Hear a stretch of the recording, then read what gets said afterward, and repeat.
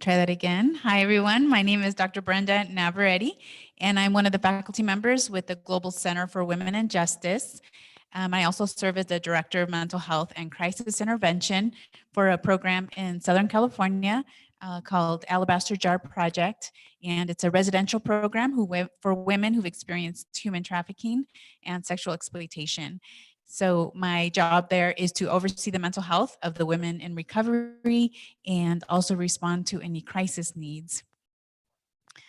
And I want to begin today by just expressing my gratitude. I'm so grateful to be here with all of you today, and it's a real honor to just be able to engage in conversation together and to learn from one another, right? As we work to build protective resilience for Navajo children and for our communities. As Dr. Morgan and the First Lady and Derek were sharing early on, I think it really is the foundation in my work with the women in the residential program who've already been trafficked. There is such a consistent pattern of exploitation of vulnerabilities from a young age. And so that's why it's so important that we intervene at an early time, that we intervene so that they are not vulnerable to exploitation later in life.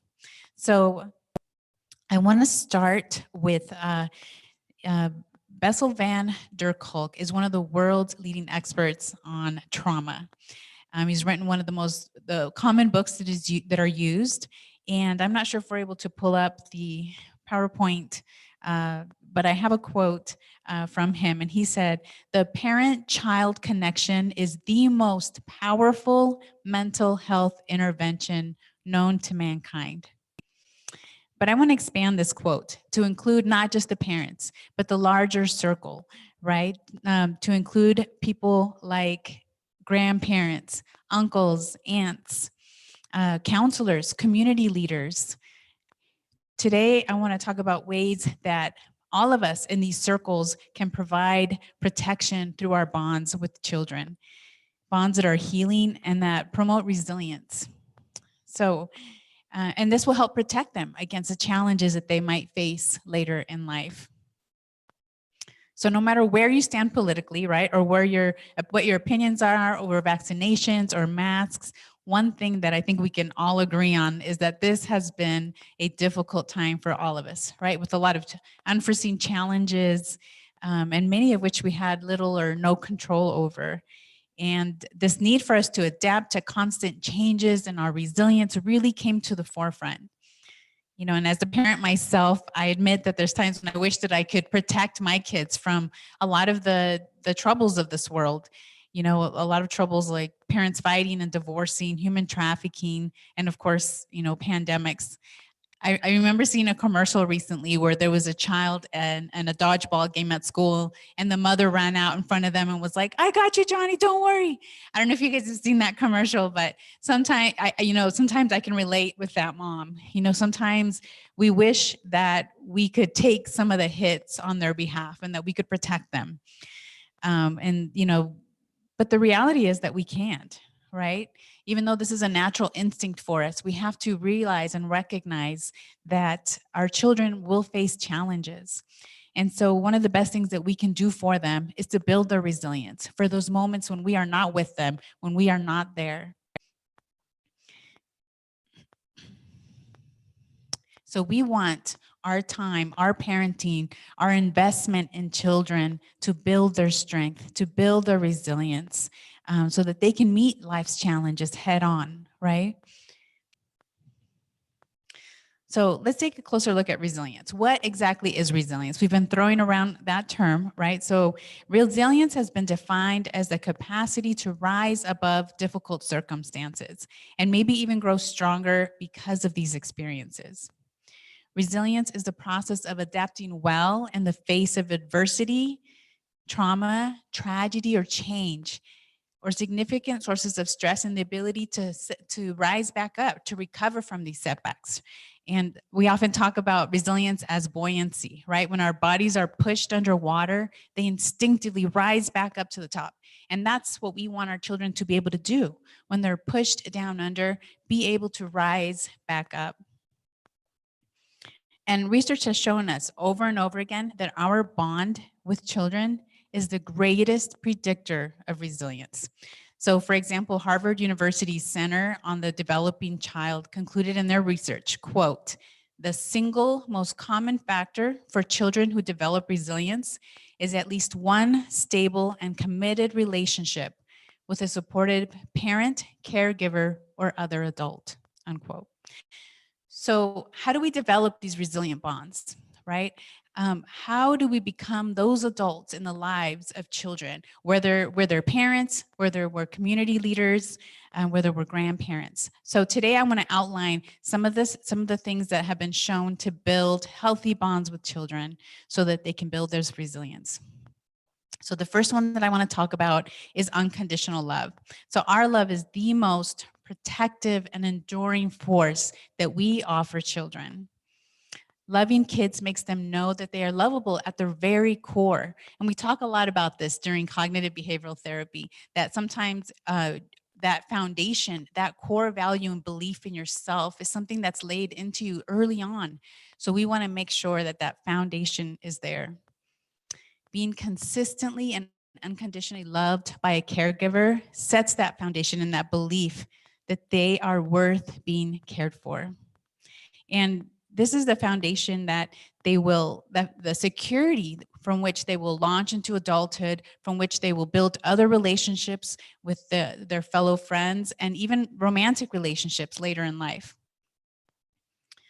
And unconditional love means that we will be there, can be relied on, right? We will stick with them through thick and thin. We will have their backs.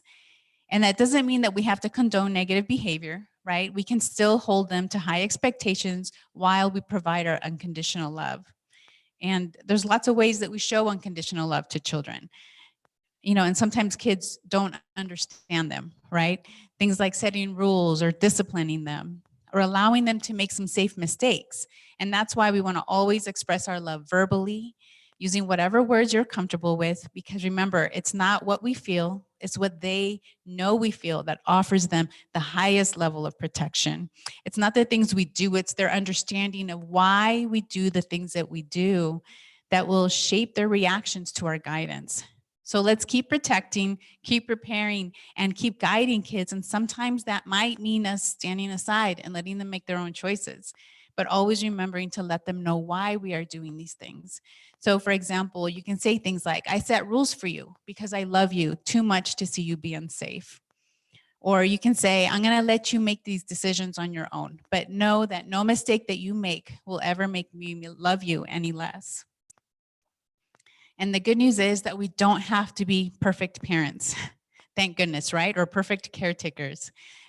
We can still give kids unconditional love while we're in this sense of security in our imperfection. Because parenting can be tough, and sometimes family can be complicated, right? And sometimes because we're those people that the kids feel safest around, we're also the people that they express their anger and their frustration with. And sometimes we lose our patience. But all of that is expected, and it's all normal, and it's all a part of life. In fact, I think that these difficult moments build an even higher level of resilience, right? And they have value because they learn that we can have conflict and recover, right? That even though there's bumps along the road, we will still be there. We will show up, right? They also learn that love isn't just about praise or just about happy times or gifts. Sometimes it's about strong redirection. The next strategy I want to talk about is listening and allowing kids to express their emotions. We can build our bond with children and adolescents by allowing them to express their emotions, even those big and negative ones, so they feel comfortable reaching out to us when they experience hard times in their life. This means that when they're upset, we say things like, "Tell me a little more about that." Or, you know, instead of saying things like, "It's not a big deal," or "You just need to get over it," even though sometimes we feel like there might be truth to those statements. And I admit that this is a tough one, because when my own kids are having a lot of negative emotions, I'm in a hurry to rush them to a neutral or a happy state because I'm uncomfortable with their negative emotions. I'm uncomfortable with them feeling uncomfortable. But we need to listen more with genuine interest and try to get them to talk more. We need to ask open-ended questions like, what do you think about that? Tell me more about that, right? Instead of just answering their questions or redirecting them. And we need to ask and listen to the things that they're interested in and that they enjoy, and take part in these activities with them. Things like playing with younger kids or watching favorite movie or video games with older kids. The next bonding strategy that I want to talk about is to celebrate cultural identity and traditions. Talk about, celebrate, practice the beauty, the strength, the values, and the resilience of your ancestry and your rich culture. Helping children understand traditions, customs, and practices helps them develop a stronger sense of identity and belonging. Connecting and bonding in this way is also a key to helping children process the grief of historical or generational traumas. The next thing I want to talk about in building our bond with children is to help them and help them develop resilience, is to build their sense of competence. So competence is someone's belief that they can handle situations effectively. We build competence by letting people know that their efforts led to an outcome. This also helps them understand that they have control. And we can help kids develop competence by praising their efforts, not necessarily their intelligence or the end result. We can recognize that product, right? Or recognize the process, not necessarily the product. So what that means is, for example, instead of saying, you're so smart, we can say, I love how hard you worked, how you never gave up and you accomplished your goal. And the reason that we do this is because going forward in their adult lives, the result, may be outside of their control. We are helping them build a strong work ethic and less attachment and less focus on the result, right? And the things that are outside of their control. And we are placing more emphasis on the things that are within their control, which is their actions and their efforts and their hard work. We want them to see failure in a more positive light and see failure as a part of their journey to success. So a parent bond that builds competence helps kids feel secure, connected, and more confident is our goal. And this helps build a growth mindset as well. And we can help kids develop their competence through our bond with them by empowering them to problem solve and collaborate. I think it's important because as adults, sometimes kids ask for our help, for answers, to solve problems. And sometimes we just tell them what to do, but bring them into that process, show them your thinking process and how you arrive at your conclusion so that they get exposure to that problem solving process. And we can help them identify their individual strengths, right? All of us are not good at everything, but helping them to find the things that they are good at and developing those strengths can help build their competence. The next thing I want to talk about is the power of play and quality time. So playing together is one of the most effective tools for building strong relationships with children. They say that play is the language of children. And play adds joy, resilience to relationships. It can heal resentments and disagreements and hurts. And through play, children learn to trust others and feel safe. And we talked about how important safety is, right? By making a conscious effort to incorporate things like humor and play in our interactions with children, we can improve the quality of our relationships with them. And it helps us connect at a deeper level too. And play isn't just for the early years, right? There's things that we can do throughout their lifespan, incorporating play. So can you guys tell me what are some ways that we play with toddlers, really little babies, like 8 months, 9 months old? Can you think of any games that we often do with them? Peekaboo, exactly. So we do things like peekaboo with little babies, and what do? They engage, they connect, they laugh, they smile, right? Now, what about slightly older kids, toddlers, or school-aged children? What are some things that you can do to play with them and engage in that way? Any ideas? Okay, we can play tag. Yes, we can play dolls and Legos, right? Crafting, painting. art activities, and then high school, right? We think of high school, okay, play is over, but it's not, right? How can we play with high school kids? What about card games or sports, right? Going to an arcade with your kid or bowling, things like that, right? And for adults, board games as well or sports are good. Like at our house, we're trying to enforce a Friday game night. It doesn't always happen. My kids are 6 and 9, and that often ends with one of them crying if they feel like they lost, but we're working on it, right? And there's also like so many other benefits to play. They're learning how to problem solve. They're learning how to communicate. They're learning how to regulate their emotions when they don't always win. So there's so many good benefits. And then the next factor I want to talk about is connecting to circles of support.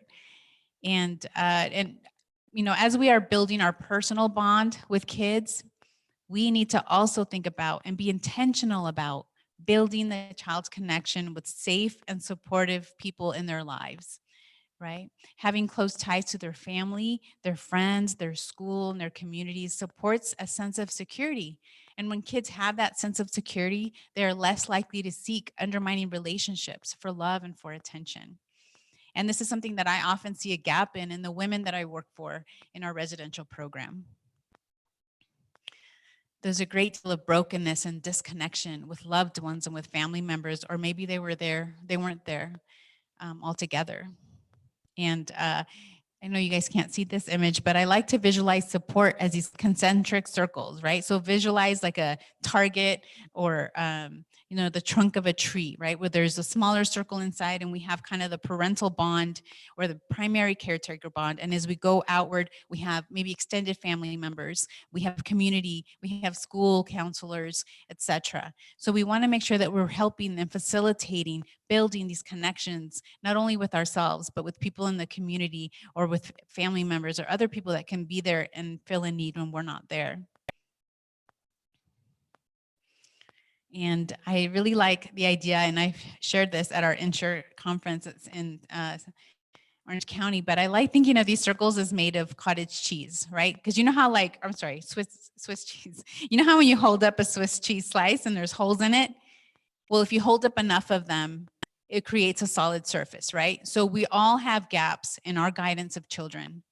We all have blind spots. We also have things that we don't see or that we're not, areas where we don't have the patience or whatever that might be. But if we surround them with enough people and enough resources, our children can be caught at those different layers with those different layers of support, those different circles of support that we've facilitated for them.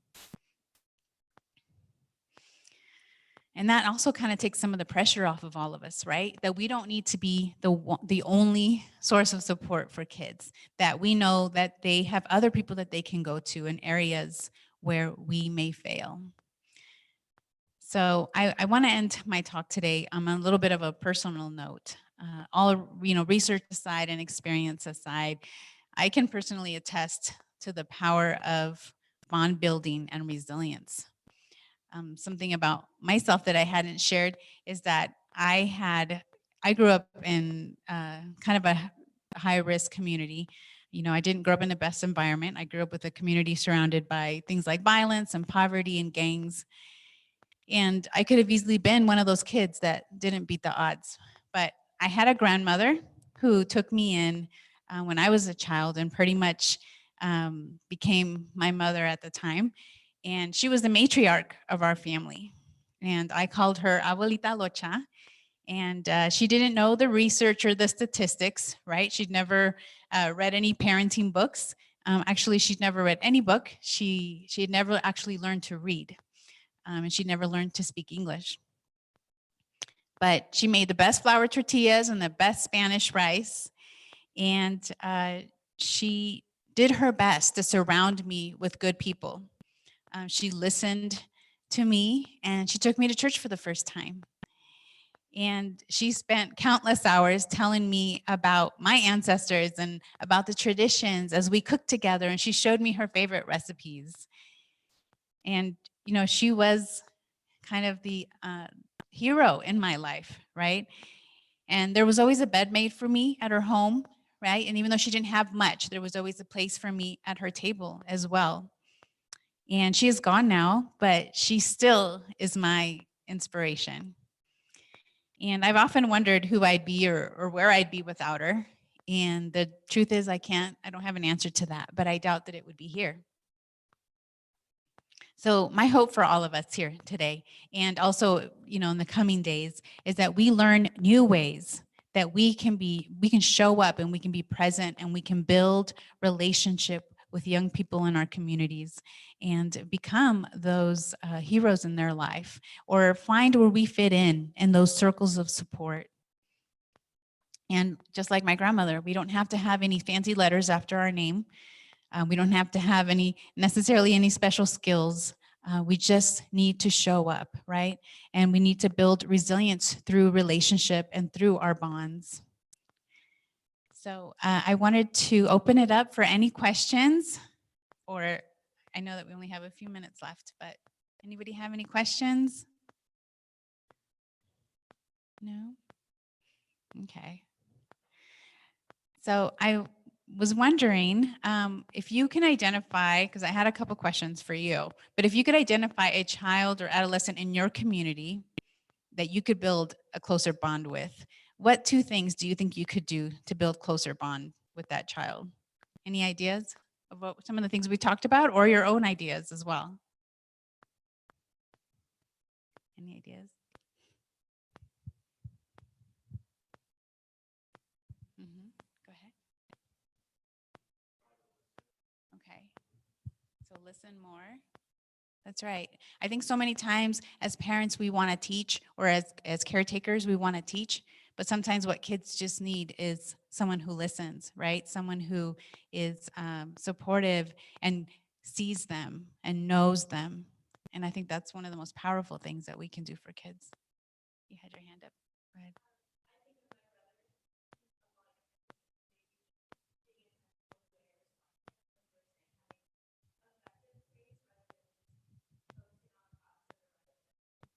Mm-hmm. Mm-hmm.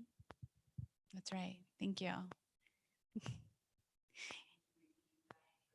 Yes. So she said something that came to her mind was her relationship with her brother, and recognizing that sometimes when she praises him in support, that she needs to recognize the process, not just the result or the outcome, but to be encouraging in the process, not just the product.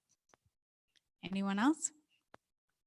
And then one thing I'm going to leave you with, and I want you to try to reflect on, is your own childhood, and think about identifying a healthy bond with an adult that contributed to your personal resilience or success. Someone that connected with you, that really got you, and that you felt supported and you felt safe with, right? That was something that was talked about in the recent panel too, the importance of safety. And I think there's certain people in our lives that we just feel safe with. We just know that we can go to them, that we can talk to them. And I think that that has so much value. Can any of you recognize or think of who that person might have been, or people might have been for you? Who are some people?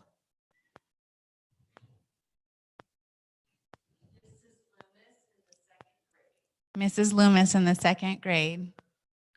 Awesome. What was it that she did, or that she did, that you felt supported or bonded?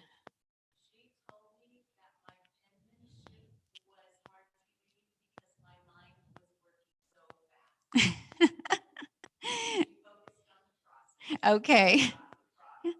Okay.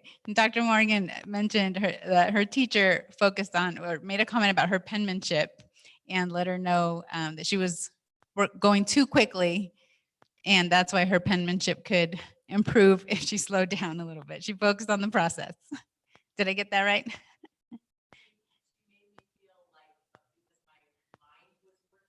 Okay. Okay.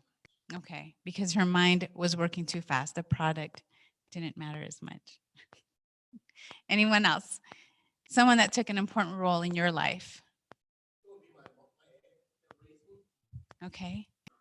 And what was it about that relationship? It was deep, a lot of conversations, Mm, a lot of praise. Like she saw the good in me, okay. and rather than my unfortunate situations and Hmm. even setbacks, Mhm. Just really elevated me. Okay. And she prayed a lot for me. That made me feel special. Okay. All right. So the pastor shared that his aunt was one of those people that created a strong bond, probably a resilience building bond in your life because she prayed with you, she listened, she had conversations with you, and she saw the good in you, right? She saw your potential and brought out your resilience, probably. Anyone else? Special bond? No? Okay. All right. So, does anybody have any questions before we end? No? Any thoughts or any questions? No? Okay. So I think we'll go ahead and close out this workshop.